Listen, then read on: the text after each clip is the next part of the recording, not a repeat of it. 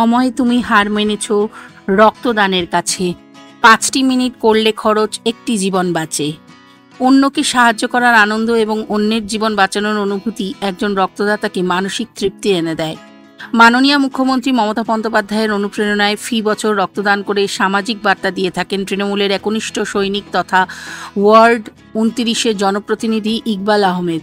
বৃহস্পতিবার রাজাবাজার ক্যানেলিস্ট রোডে এক স্বেচ্ছায় রক্তদান শিবিরের আয়োজন করা হয়। এদিন পুরুষের পাশাপাশি মহিলা রক্তদাতাদের ভিড় ছিল নজর কাড়া।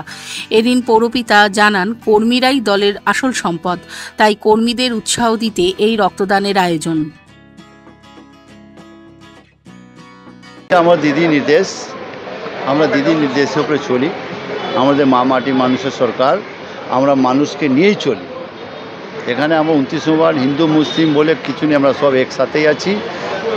আমি যখন থেকে রাজনীতি করছি এখানে কেউ অনেক লোক চেষ্টা করলো, ভাগ করতে পারলো না। আমরা আছি হিন্দু মুসলিম সব একটা আছি। দেখুন, দিদি তো লড়াই করছে, পার্টি গাইডলাইনের হিসাবে চলছি। দিদি লড়াই যা করছেন, দিদি ইনস্ট্রাকশনের উপর আমরা চলছি। রক্ত এখানে আমরা 150 আমরা মোটামুটি ফলফিল করতে চলেছি। প্রত্যেক বছর করি। 697 কবে থেকে করছি মনে নেই। এখানে তো সবাই নিজে নিজে, আমি তো উইকডে, আমি নিজে করেছি কর্মী দেখে নিয়ে। মাটি মানুষের নেত্রী আমার শিখিয়েছেন, কর্মী সম্পদ আমার এখানকার জনগণ সম্পদ। আমার ওয়ার্ড প্রেসিডেন্ট ছিলেন, মারা গেছেন, তার নামে এবার আমি ওনার নামেই করেছি রক্তদান শিবির।